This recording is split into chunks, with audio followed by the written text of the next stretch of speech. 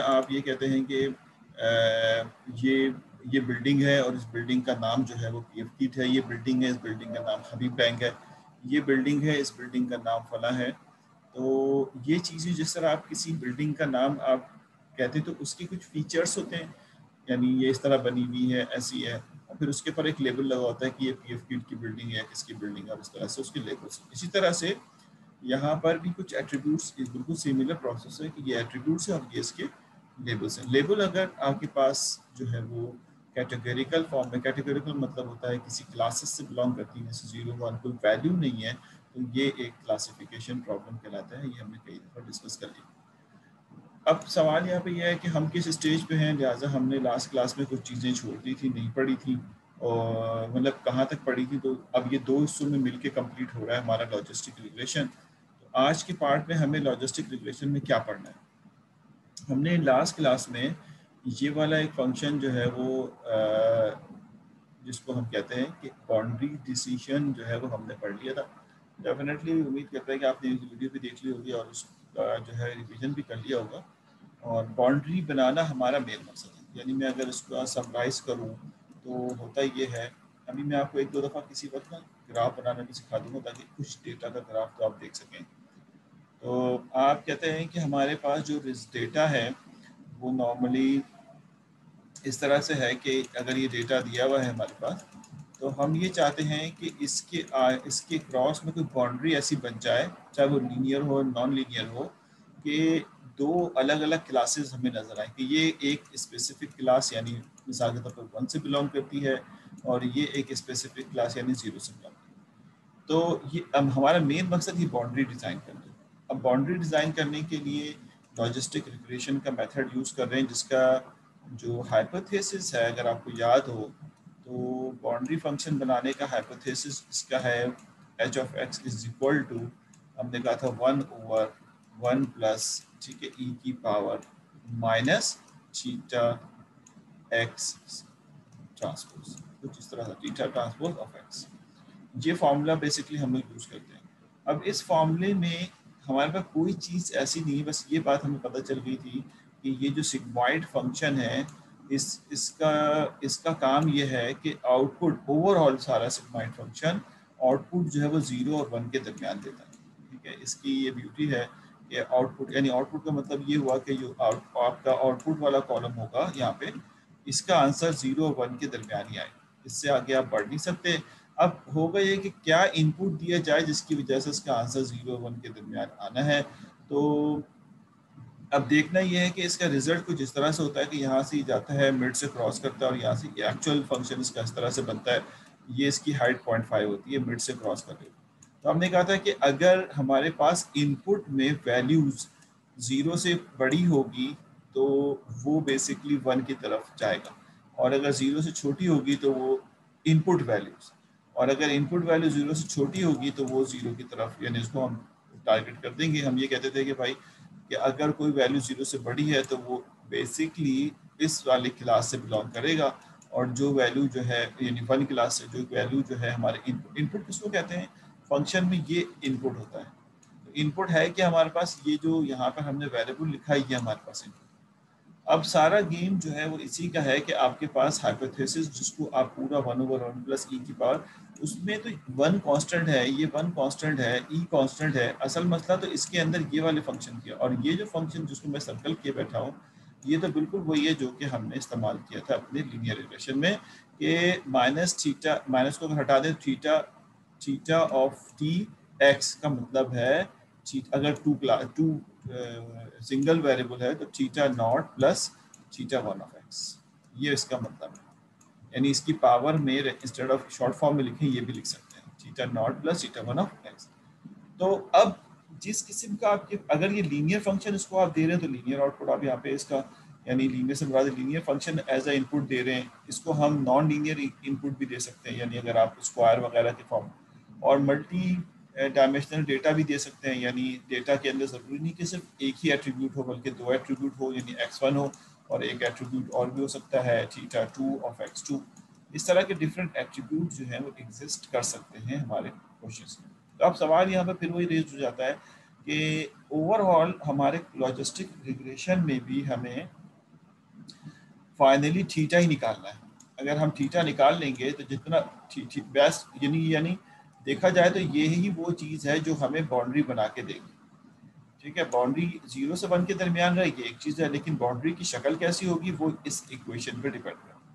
तो इसलिए ये जो इक्वेशन है इसमें जो थीटा है, तो हमारा अब दोबारा मकसद ये होगा कि हम किसी तरह से इस थीटा को जो है वो कैलकुलेट करें। थीटा को कैलकुलेट करने के लिए देखें, लीनियर रिग्रेशन हो, लॉजिस्टिक रिग्रेशन हो, मशीन लर्निंग में जब भी आप बात करते हैं तो आपका एक वर्ड कॉमन होता है जिसको हम कहते हैं कॉस्ट फंक्शन। याद रखिएगा, ये आपको हर मशीन लर्निंग के मॉडल के अंदर जो है वो एग्जिस्ट करेगा। तो हमने अगर कॉस्ट फंक्शन की बात करें तो ये आपके पास मौजूद होना होगा लीनियर रिग्रेशन में भी, ये आपके पास जो है वो लॉजिस्टिक में भी मौजूद था। तो ऑलमोस्ट सब में आपको ये एग्जिस्ट करेगा। अब सवाल यहाँ पे ये है कि हमारे पास लीनियर रिग्रेशन का कॉस्ट फंक्शन क्या था। चलो ये तो एक बात हो गई, हमें समझ आया नहीं आया। कॉस्ट फंक्शन होता क्या है कि आपका जो फाइनल वैल्यू है उसके बारे में डिस्कस कर रहा होता है, यानी आपका जो एरर है, जब हम इसको सॉल्व करेंगे तो एरर क्या जनरेट होगा या किस तरह जनरेट होगा, वो बेसिकली कॉस्ट फंक्शन को रिप्रेजेंट कर रहा होता है। मिसाल के तौर पे अगर हम इस बात को समझने की कोशिश करें तो लीनियर रिग्रेशन में जो आपके पास कॉस्ट फंक्शन था, तो आपने किसको कहा था कॉस्ट फंक्शन? आपने कहा था भाई देखें लीनियर रिग्रेशन में कॉस्ट फंक्शन ये है कि क्योंकि टोटली डिपेंडेंट थीटा पे था, जितना अच्छा थीटा बनाएंगे उतना ही अच्छा ये बनेगा। तो थीटा हमने यहाँ पे लिखा था विच इज इक्वल टू 1/2m, ये तो एडजस्टमेंट फैक्टर था, जिसको कहते हैं adjustment factor, and summation sign of I is equal to 1 to m।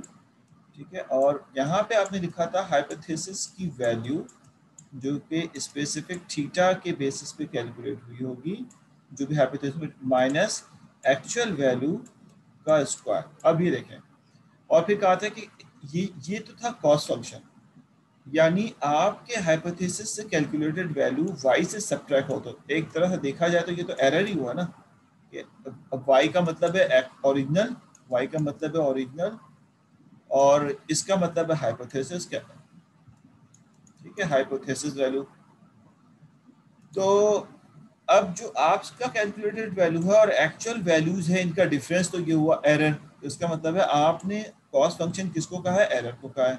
अब आप कहेंगे ये कि ये एरर को क्या होना चाहिए, तो आप कहेंगे कॉस्ट फंक्शन को मिनिमम होना चाहिए। कॉस्ट फंक्शन क्या होना चाहिए? मिनिमम होना चाहिए। तो इसको मिनिमम हासिल करने आने का आपने कहा ये कॉस्ट फंक्शन है, और वो वाली वैल्यू आप पिक कर लेंगे, वो वाला थीटा आप पिक कर लेंगे जिसपे ये सबसे मिनिमम कैलकुलेट हो रहा। तो इससे जाहिर ये हुआ कि कॉस्ट फंक्शन जो होता है वो बेसिकली आपके एरर को कैलकुलेट करता है, और एक ऐसा फंक्शन होता है जो फाइनली एरर की तरफ आपको कैलकुलेशन बता, यानी जो आपने हाइपोथेसिस से वैल्यू कैलकुलेट की है उसकी एक्चुअल वैल्यू से जो है वो सब्ट्रैक्शन करके आपको। तो इसी तरह से लॉजिस्टिक रिग्रेशन का भी कॉस्ट फंक्शन हमें रिक्वायर्ड है। अब फर्क सिर्फ ये है कि यहाँ पर जो लीनियर रिग्रेशन है इसका जो हाइपोथेसिस है वो है, यानी हम अगर लिखें तो वो है h theta of x which is equal to theta not of plus theta 1 of x, अगर सिंगल वेरिएबल है एक्स पे खाली डिपेंड करता है। ये इसका जो है वो कंप्लीट हाइपोथेसिस। लेकिन डेफिनेटली लॉजिस्टिक रिग्रेशन का ये हाइपोथेसिस नहीं है। लॉजिस्टिक रिग्रेशन का जो हाइपोथेसिस है वो मैं आपको पहले बता चुका हूँ। वो क्या है, अभी थोड़ी देर पहले भी लिखा था कि अगर आप लॉजिस्टिक रिग्रेशन के हाइपोथेसिस की बात कर रहे हैं तो इसका मतलब है ये बराबर है 1/1 प्लस ई की power minus T transpose minus theta transpose of x, ये इसका फॉर्मूला। हाँ, इसके ऊपर ये जो फॉर्मूला है ये वही है जो आपने हाइपोथेसिस, लेकिन कंप्लीट फार्मूला हाइपोथेसिस जो कि हमारा लीनियर रिग्रेशन का है वो लगा के फिर उसमें से जो वैल्यू आएगी उसको हम इस सिग्मॉइड फंक्शन से पास करेंगे तो आपको जो है वो आउटपुट वैल्यू मिलेगी। मकसद यही होगा कि हमारे पास इस फंक्शन का, यानी ये जो हमारे पास हाइपोथेसिस है, इससे जो वैल्यू, और सुनिएगा, इससे जो वैल्यू कैलकुलेट हो रही है, मिसाल के तौर पे हम किसी एक डेटा को इसके थ्रू टेस्ट करते हैं। ये हमारे पास डेटा है मल्टी वेरिएबल, ये इसकी टारगेट क्लास है। हम कहते हैं ये इसका जो है वो डेटा है, बताओ इसकी क्लास क्या होगी। तो हम जब इस हाइपोथेसिस में इसको रखेंगे तो ये या तो अगर 2 क्लास है तो बताएगा या तो 0 है या 1 है। मिसाल के तौर पे 1 बता दे। फिर एक और डेटा आएगा कि पूछेंगे इस हाइपोथेसिस से पूछेंगे, क्योंकि थीटा आप निकाल चुके होंगे, हाइपोथेसिस बन गया होगा, तो आप पूछेंगे टारगेट क्लास में वैल्यू क्या आएगी, आप कह देंगे भाई 5 आएगी, 0 आएगी या 1 आएगी, आपने कहा 1 आएगी या 0 आएगी, जो भी आप कहें। इस तरह से हाइपोथेसिस, ये जो टारगेट क्लास है, ये हाइपोथेसिस से आपने कैलकुलेट कर लिया। अच्छा अब देखें मिसाल 1 0 1 1 0, ये हाइपोथेसिस से कैलकुलेटेड वैल्यू, लेकिन इसकी एक्चुअल वैल्यू भी कहीं ना कहीं छुपी हुई होगी, इसकी एक्चुअल वैल्यू भी कहीं ना कहीं एग्जिस्ट करती होगी। तो आप कहते हैं इसकी एक्चुअल वैल्यू ये है, जो इसकी एक्चुअल रिजल्ट था जो हमने छुपा के रखा हुआ था कि आपके एल्गोरिथम की वैलिडिटी जो है ये पावर पता चल जाए। तो हो सकता है वो पहले वाले को 0 कह दे, दूसरे वाले को 1 कह दे, तीसरे वाले को 1 कह दे, चौथे वाले को 1 0 और 1, इस तरह के कुछ रिजल्ट दे। तो अब आप यही कहेंगे ना कि जो हमारे हाइपोथेसिस से क्लासेस डिटेक्ट हुई हैं और जो हमारे पास एक्चुअल वैल्यू थी, इनमें कितने से मिस क्लासीफाई हुए। जैसे 1 आपने क्लासीफाई कर दिया लेकिन एक्चुअल में 0 था, तो 1 मिस हो गया। आपने 0 क्लासीफाई कर दिया लेकिन एक्चुअल में 1 था, मिस हो गया, तो 2 मिस हो गए। आपने 1 क्लासीफाई कर दिया, 1 ही था, आपने कहा ठीक हो गया।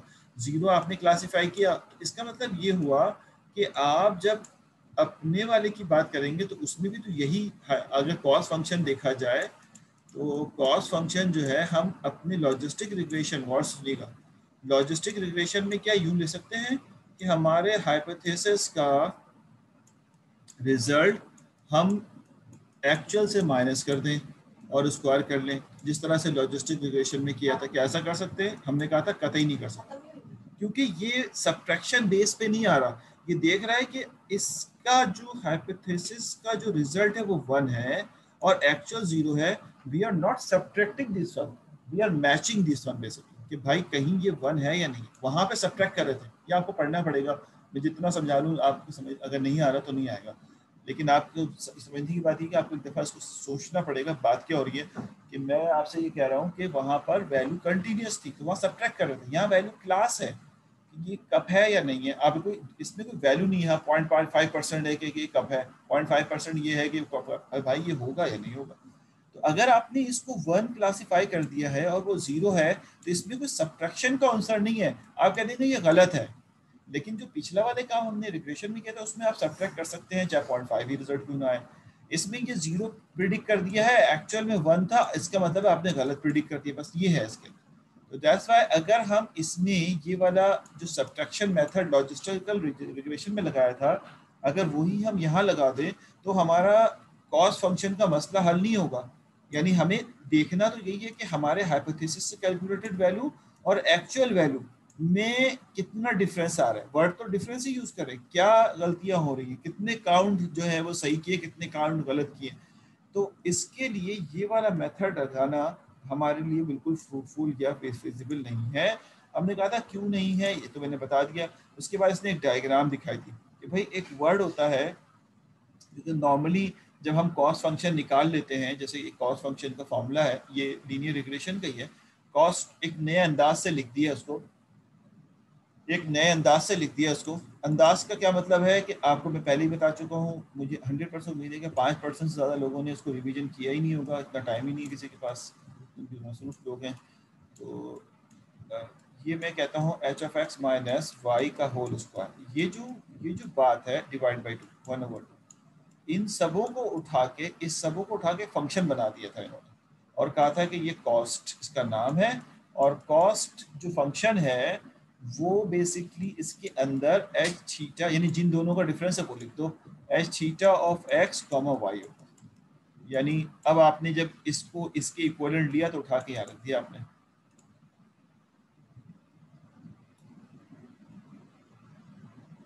जी बिल्कुल बताया था, ये सारा मैं पढ़ा चुका हूँ, सिर्फ 5 मिनट की रिवीजन कर रहा हूँ ताकि स्टूडेंट्स जो आने होंगे वो आ जाएंगे, फिर जो नहीं आना होगा फिर नया टॉपिक शुरू कर देंगे।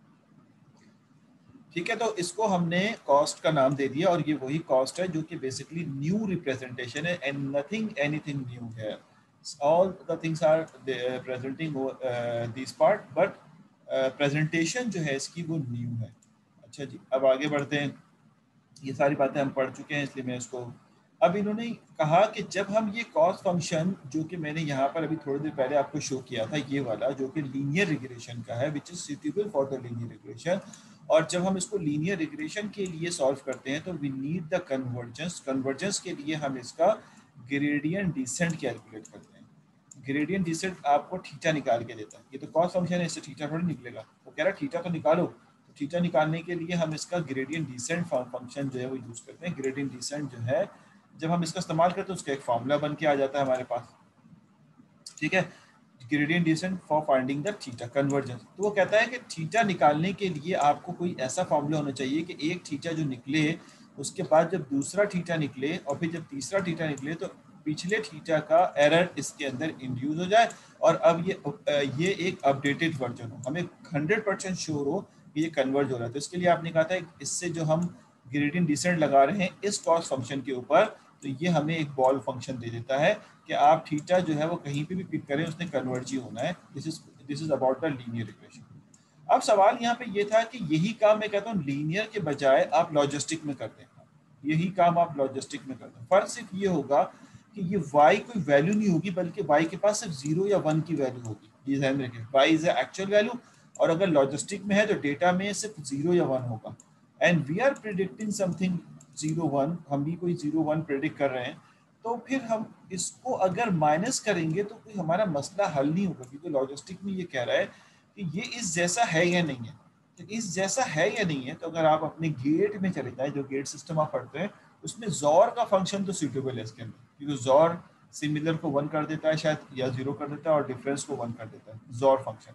तो हमें यही देखना है कि जो हमने प्रिडिक्ट किया और जो वाई में है वो सेम है या नहीं है, बस ये देखने के। तो इसके लिए जॉर फंक्शन तो बेहतर हो सकता है लेकिन ये सब्ट्रैक्शन बेहतर नहीं हो। लेकिन अगर फिर भी हम कहते हैं जिद करके हम ये लगा देते हैं तो कहता है फिर हम इस फंक्शन का इसका जो है फिर हम इसका ग्रेडियंट डिसेंट निकालेंगे फॉर फाइंडिंग द थीटा। तो एक थीटा निकालेंगे, दूसरा थीटा निकालेंगे, तीसरा थीटा निकालेंगे। होगा क्या कि जो फंक्शन डिजाइन होगा उसके अंदर कई लोकल मिनिमा जो है वो बनना शुरू हो जाएंगे इस तरह से। शायद आपको याद हो हमने ये डिजाइन किया था लास्ट टाइम, ठीक है। अब अगर आपने कोई थीटा यहाँ पे कर लिया है और आप कन्वर्जेंस की तरफ जा रहे हैं तो आप यहाँ पे जाके रुक जाएंगे, क्योंकि ये लोकल मिनिमा आ चुका है लेकिन ग्लोबल मिनिमा नहीं है। लोकल मिनिमा का मतलब है कि इस पार्ट का मिनिमा तो आ गया है लेकिन ये ग्लोबल मिनिमा नहीं है। तो इससे ये सब मैं प्रूव नहीं करा रहा, ये सब तो ज़ाहिर प्रूव्ड है, आपको तो सिर्फ बता रहा हूँ मैं। तो हाँ बिल्कुल सही जवाब है। तो ये जो अगर आप यही वाला कॉस फंक्शन इस्तेमाल कर लेंगे तो इस तरह का कोई फंक्शन आपको मिलेगा। इसका नाम हमने लास्ट क्लास में डिस्कस किया था, this is called non convex, right. So ये बहुत इंपॉर्टेंट क्वेश्चन है एग्जाम का कि आप बताइए कि क्या इशूज थे जो आपने जो है वो सिंपल वही वाला कॉस फंक्शन इस्तेमाल नहीं किया जो लीनियर इक्वेशन में इस्तेमाल करते थे। तो there is very simple answer के because of the convex convergence path. तो वो आपसे बता सकते हैं जो कन्वेक्स कन्वर्जन पाथ है इसकी वजह से हमने ये काम नहीं किया, that's why we are not choose the this. अब सवाल क्या है, तो भाई तो फिर कॉस फंक्शन तो कोई ढूंढो। अब कॉस फंक्शन ढूंढो का मतलब ये है, गौर सुनिएगा, कि हमारा हाइपोथेसिस ने हमारे हाइपोथेसिस, ये जो हाइपोथेसिस लिखता हूँ ना इसका मतलब होता है 1/1 प्लस ई की power theta transpose of x. इसका मतलब है कि ये जो हाइपोथेसिस है, ठीक है, y इज इक्वल टू 1 अगर हो तो इस जब हम बात कर रहे हो कि हमारा, क्योंकि टारगेट क्लास में या तो 1 होगा या 0 होगा, तो हम अगर y इज इक्वल टू 1 वाला डेटा लिए बैठे हैं, मिसाल के तौर पर ये कुछ एट्रीब्यूट्स हैं, ये कुछ एट्रीब्यूट्स हैं ये आपके पास, और ये टारगेट क्लास है जिसको समटाइम वाई भी कहा जाता है। ये अगर 1 है तो इस एट्रीब्यूट पे पाए जाने वाला जो ये है, इसको जब मैं अपने अपने फंक्शन में रखूँ, और सुना क्या कह रहा हूँ, इसको नहीं लिया मैंने, ये जो एट्रीब्यूट्स हैं इसको जब मैं अपने फंक्शन में रखूँ और फंक्शन जब इसको कैलकुलेट कर ले तो इसका आंसर इसको 1 देना चाहिए। क्यों? क्योंकि हमारा एक्चुअल आंसर भी 1 है। और सिमिलरली अगर कहीं दूर जाके हमें ये नजर आ रहा है कि ये 0 है और इन एट्रीब्यूट्स को उठाऊं और मैं अपने फंक्शन में रखूं, तो मुझे इस वाले डेटा के रिगार्डिंग रिजल्ट जो है वो आउटपुट जो है वो क्या मिलना चाहिए, 0 मिलना चाहिए, इसी इसी कॉस फंक्शन से। तो भाई इस कॉस फंक्शन में है इस हाइपोथेसिस में है ऐसा क्या इस हाइपोथेसिस में ऐसा है कि ये थीटा सेलेक्ट कर, अब अगर ये 0 प्रिडिक्ट करेगा तो देखिए 0 पे 0 प्रिडिक्शन, 1 पे 1 प्रिडिक्शन, तो आप कहेंगे कि हमारी वैल्यू और जो टारगेट क्लास पहले से मौजूद है उसके दरमियान जो मासलत है यानी सिमिलरिटी है बहुत ज़्यादा है। तो आप कहेंगे कि हमें कॉस फंक्शन जो है वो ऐसा चाहिए जिसमें ये दोनों आपस में बहुत सिमिलर हो, सिमिलर बहुत हो कि यानी कि आप इस कॉस फंक्शन की वैल्यू को मिनिमाइज करना है। 1 - 1 क्या हो जाएगा 0, 0 - 0 क्या हो जाएगा 0। एक तरह से देखा जाए तो we need to minimise our cost function. तो अब हम इसके प्रूफ में तो नहीं जा रहे कि कैसे होगा,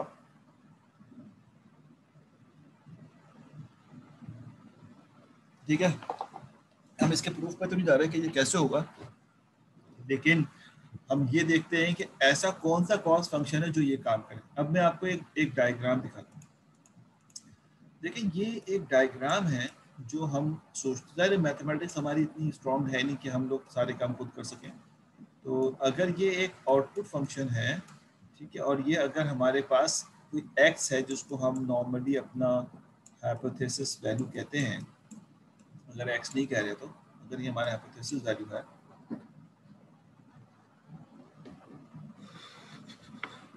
ठीक है, और मिसाल के तौर पे इसकी ये वैल्यू जो है वो 1 है और ये वैल्यू यहाँ पर जो है ये यकीनन 0 है, और फंक्शन जो है वो कुछ इस तरह से बना हुआ है, ये 0। मैं ऐसी जनरल फंक्शन बना रहा हूँ समझाने के लिए, फिर आपको इसी से समझाऊँ। और कोई फंक्शन जो है वो इस तरह से करते हुए यहाँ पे आ जाए और उसके बाद 1 पे पास कर जाए, लेकिन हम 1 पे जाके उसको रोक दें इस तरह से। अच्छा नहीं बनाया।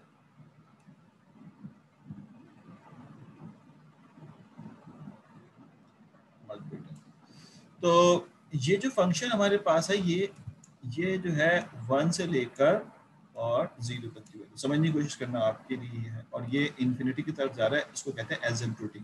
When two lines are not touch to each other but the continuously are increasing are called the asymptotic.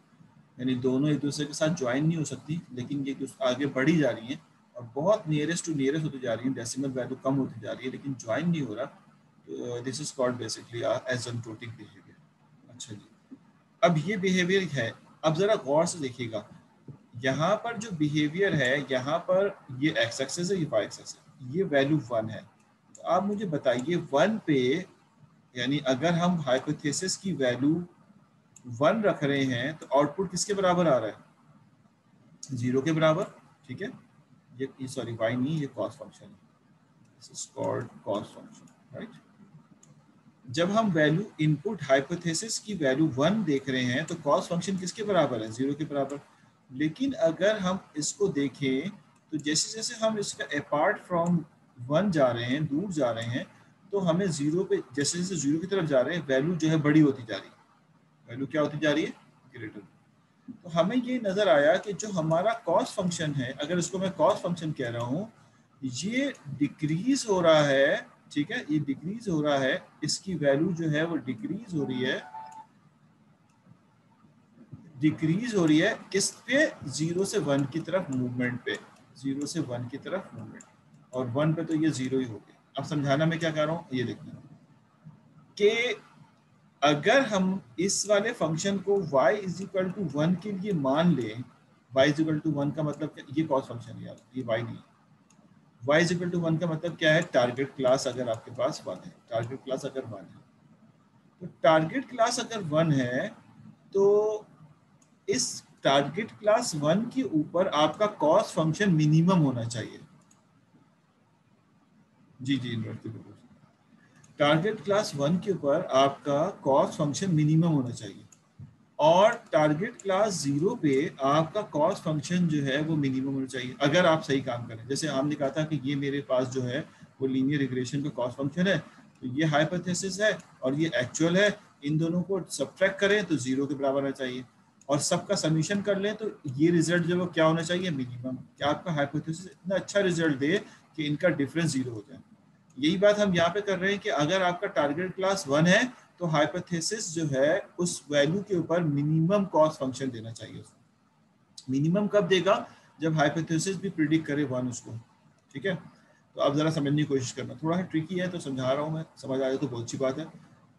ये याद रखना, ये कॉस्ट फंक्शन है, वाई नहीं है। समटाइम स्टूडेंट बार बार बोला जाता है कि ये वाई है, कंफ्यूज हो जाता है, वाई है, तो वाई नहीं, कॉस्ट फंक्शन है। अब देखें, अगर हमारे पास y की वैल्यू 1 है, ठीक है, y की वैल्यू 1 है, ठीक हो गया, हमारा हाइपोथेसिस जो है अगर 1 वैल्यू प्रिडिक्ट करता है, गौर से देखना, यानी y भी 1 है, यानी मैं इस तरह यहाँ पे लिखता हूँ, आउटपुट एक्चुअल 1 है, और हमने जब डेटा को अपने हाइपोथेसिस में रखा तो हाइपोथेसिस ने भी हमें 1 प्रिडिक्ट करके दिया। तो ये अच्छी बात है या बुरी बात है? यानी ये अब मैं वाई बोल रहा हूँ यहाँ पे, अब मैं कॉस्ट फंक्शन ही वाई बोल रहा हूँ, यानी हमारे हाइपोथेसिस ने एक रिजल्ट 1 दिया और एक्चुअल में भी वो 1 था। तो ये बात अच्छी है, सही नहीं है? अच्छी होगी, यानी बेहतर रिजल्ट है, क्योंकि जो था वही रिजल्ट दे दिया। बिल्कुल सही बात है, ठीक है। अभी ज़रा सुनने की कोशिश करना। तो अगर y हमारे पास 1 है और हाइपोथेसिस इसको 1 दे रहा है, तो इन दोनों की मौजूदगी में, इस कंडीशन में कॉस्ट फंक्शन की वैल्यू क्या होनी चाहिए? आप क्या समझते हैं, कॉस्ट फंक्शन क्या होना चाहिए? अब 3 चीजें अगर समझ आए तो बहुत अच्छी बात है। जीरो, जीरो को अगर हम आसान लफ्जों में बोले तो मिनिमम। तो मिनिमम का मतलब ये है कि जीरो, बिल्कुल आपने सही बताया एहसन जुबैर साहब ने, ठीक है ना। फिर दोबारा से बता रहा हूँ, यानी जब आप कहते हैं, इधर इधर देखो इस वाले को, कि जब हमारा हाइपोथेसिस बहुत अच्छा बना हुआ होगा तो वो y के साथ जब सब्ट्रैक्ट होगा, ये मैं लीनियर रिलेशन का बता रहा हूँ, जिन्होंने अभी ज्वाइन किया वो समझना इस बात को, जब वो y के साथ सब्ट्रैक्ट होगा तो रिजल्ट 0 आएगा। और इस तरह अगर सारे पॉइंटों का रिजल्ट 0 की तरफ चले जाए तो कॉस्ट फंक्शन क्या होगा? मिनिमम, तो बेहतर हो जाएगा। यही बात मैं लॉजिस्टिक रिग्रेशन में बता रहा हूँ, इस डायग्राम को समझा के, कि अगर हमारे पास प्रिडिक्टेड वैल्यू 1 है हाइपोथेसिस से और एक्चुअल में भी वो वैल्यू 1 थी, तो इस बेसिस के ऊपर, यानी हमने अच्छा रिजल्ट प्रिडिक्ट कर दिया, तो इस बेसिस पे कॉस्ट फंक्शन को क्या होना चाहिए? मिनिमम। समझ में आई बात है? अब जरा देखिएगा, ये जो y की लाइन है ना, ये कॉस्ट फंक्शन है, बार बार मैं बोल रहा हूँ। इसने कहा कि y अगर 1 है और हमारा हाइपोथेसिस ने प्रिडिक्ट भी 1 किया, तो इस वक्त कॉस्ट फंक्शन की वैल्यू क्या है? देखें, कॉस्ट फंक्शन की वैल्यू यहाँ देखें तो 0 है, क्योंकि जितनी हाइट होती है वही कॉस्ट फंक्शन है। समझ में आई बात है? बिल्कुल सही समझा आप। अब जिनको समझ आ रहा है वो बहुत बेहतरीन है, कि मैं एक्सपेक्ट भी करूँगा कि सारे स्टूडेंट को शायद समझ ना आ रहा हो, कि सारे इस डायरेक्शन से मैथ्स को देखते भी नहीं है। हमने कभी इस तरह से पढ़ा भी नहीं मैथ्स को, जिस तरह से हम ये देख रहे हैं कि इतनी डेप्थ में जाके देखें। तो फिर एक दफ़ा बता के मैं अब दूसरी तरफ जा रहा हूँ। अच्छा जी, अगर हमारे पास हाइपोथेसिस की वैल्यू 1 नहीं आती है, बल्कि मिसाल के तौर पर 0.5 या 4 आ जाती है, ठीक है, तो आपने कहा कि मेरी वैल्यू 1 थी, लेकिन मैंने प्रिडिक्ट की 0.4। 0.4 को नॉर्मली बाद में हम 0 कहते हैं, क्योंकि याद होगा 0.5 से ऊपर वाली वैल्यू 0, 0.5 से नीचे वाली वैल्यू, सॉरी, 0.5 से ऊपर वाली वैल्यू 1, 0.5 से नीचे वाली वैल्यू 0 की। तो 0.4 प्रिडिक्ट कर दी, तो आपका रिजल्ट एक्चुअल में क्या हुआ? हमारा रिजल्ट गलत प्रिडिक्ट हुआ। गलत प्रिडिक्ट हुआ तो कॉस्ट फंक्शन की वैल्यू क्या होनी चाहिए? कॉस्ट फंक्शन की वैल्यू हाई हो जाएगी, क्योंकि अगर इन दोनों में जितना ज्यादा डिफरेंस होगा, लीनियर में समझाना आसान होता है ना, इन दोनों में जितना ज्यादा डिफरेंस होगा कॉस्ट की वैल्यू उतनी ज्यादा हो जाएगी, और डिफरेंस का मतलब है कि आपने गलत प्रिडिक्ट किया है। सही है ना? बिल्कुल। तो अब आप जरा गौर से देखें, इस डायग्राम को जरा गौर से देखें। आपने कहा अगर मेरा हाइपोथेसिस जो है, अगर मेरी प्रिडिक्शन वैल्यू 1 है, जो ऑलरेडी दी हुई है, प्रिडिक्शन नहीं, एक्चुअल वैल्यू 1 है, और मेरा हाइपोथेसिस जो है वो 1 प्रिडिक्ट करता है, ये हाइपोथेसिस की वैल्यू, तो कॉस्ट फंक्शन 0 ही है। बिल्कुल सही आ रहा है, क्योंकि दोनों बिल्कुल सेम है और कॉस्ट फंक्शन में नहीं। लेकिन जैसे जैसे हमारा हाइपोथेसिस 1 से अवे होना शुरू होता है, कलर चेंज करता हूँ, जैसे जैसे हमारा हाइपोथेसिस 1 से अवे होना शुरू होता है, 1 से अवे होने का मतलब ये है कि उसकी प्रिडिक्शन वैल्यू 1 की बजाय कुछ और होना शुरू होती है। तो अब आप गौर से देखें, 1 की बजाय कुछ और होना शुरू होती है, तो आपका कॉस्ट फंक्शन कहाँ चला जाता है? ये कॉस्ट फंक्शन की वैल्यू ये आनी शुरू हो जाती है, ठीक है, जैसे जैसा। और अगर वो एग्जैक्टली 0 प्रिडिक्ट कर दे, यानी एक्चुअल में 1 था और प्रिडिक्ट 0 कर दिया, तो ये तो बिल्कुल अपोजिट हो गया ना। तो इस बेसिस पे कॉस्ट फंक्शन की वैल्यू क्या होनी चाहिए? हाई, क्योंकि कॉस्ट फंक्शन गलत प्रिडिक्शन पे हाई होगा। तो आप देख रहे हैं कि जैसे जैसे आप अवे फ्रॉम 1 जा रहे हैं, तो आपकी कॉस्ट फंक्शन की वैल्यू जो है वो क्या होती जा रही है? इंक्रीज होती जा रही है। और जैसे जैसे आप जीरो की तरफ बढ़ रहे हैं, दिस इज इन्फिनिटी, ये वैल्यू है ना एसिम्प्टोटिक बिहेवियर जो होता है, ये वाला बिहेवियर, इसको कहते हैं we are approaching to infinity. ठीक है, बात समझ आती है? मैक्स वैल्यू इन्फिनिटी की तरफ जा रहा है, क्लियर हो गई? इससे जाहिर ये होता है कि अगर हमारे पास y1 हो तो ये वाला जो फंक्शन है ये हमारे कॉस्ट फंक्शन को रिप्रेजेंट कर रहा है। अभी मुझे मैथ्स नहीं पता इसकी, लेकिन मैंने ये समझा दिया आपको कि अगर y1 हो तो ये कॉस्ट फंक्शन जो है, ये वाला फंक्शन हमारे कॉस्ट फंक्शन को प्रेजेंट कर रहा है कि अब जीरो कॉस्ट फंक्शन मिनिमम होगा अगर हमारा हाइपोथेसिस 1 प्रेडिक्ट करेगा और y भी 1 होगा, और जैसे जैसे वो 1 से अवे होता जाएगा कॉस्ट फंक्शन की वैल्यू बढ़ती जाएगी। वजह यह है कि आपकी प्रिडिक्शन गलत होती जा रही है। This is a basically one way to representing for y is equal to 1. Or right now we don't know about the mathematical equation of this one, because we will not play by mean of the graph. Graph is only for understanding, but whenever you want to put the value, so you need a mathematical equation. So the representation of this mathematics of this equation we'll discuss inshallah later on, after the value of y is equal to 0. इसके बाद हम इसको discuss करें। अब आइए, क्योंकि हमारे पास binary class है तो हम आप दूसरी क्लास की बात करते हैं। तो सेकंड क्लास में मतलब ये हुआ कि if you have y is equal to 0, यानी आपके पास पॉसिबल है ना कि टारगेट क्लास 0 हो तो क्या होगा। तो आप कहेंगे अगर टारगेट क्लास 0 हो और हाइपोथेसिस भी इसको 0 प्रिडिक्ट कर दे तो फिर कॉस्ट फंक्शन को मिनिमम होना चाहिए। ये तो समझ में आती है ना बात। और अगर y इज इक्वल टू 1 हो और हाइपोथेसिस भी इसको 1 प्रेडिक्ट कर दे तो फिर भी कॉस्ट फंक्शन को क्या होना चाहिए, मिनिमम होना चाहिए। लेकिन इसका वाइस वर्सा, ऐसा फंक्शन ढूंढ रहे हैं कि अगर y इज इक्वल टू 0 हो और हाइपोथेसिस जो है वो 1 0 नहीं प्रेडिक्ट करे, 0 प्रेडिक्ट ना करे, तो कॉस्ट फंक्शन जो है उसको हाई हो जाना चाहिए। सिमिलरली अगर y is equal to actual में 1 हो, हाइपोथेसिस जो है वो उसको 1 प्रिडिक्ट ना करे, तो कॉस्ट फंक्शन को क्या हो जाना चाहिए, जाहिर गलत प्रिडिक्शन पे कॉस्ट फंक्शन। तो we are seeking the cost function is minimum value, हमें कॉस्ट फंक्शन की मिनिमम वैल्यू चाहिए। तो एक फंक्शन तो मैंने आपको समझा दिया, ठीक है। This is a logistic relation. जी जी बिल्कुल ऐसा ही, एहसन साहब ऐसा ही। अब हम बात कर रहे हैं दूसरे फंक्शन की तरफ। दूसरा फंक्शन ये है कि let's suppose this is our hypothesis value, whatever value you will get from your hypothesis from here, this one, and we know that hypothesis is a sigmoid function, so it will not produce the more than one value. This is your hypothesis basically. So the hypothesis is 1 over 1 plus e की power theta transpose of x. That value cannot give the value outside the 0 or 1, कभी भी नहीं दे सकता। तो लिहाजा हम bound हो जाते हैं कि हमारा hypothesis 0 1 के दरमियान ही होगा। And this is your cost function j theta. We need the j theta minimum for what? For the value of y is equal to 0. We need the value of theta minimum, j theta minimum.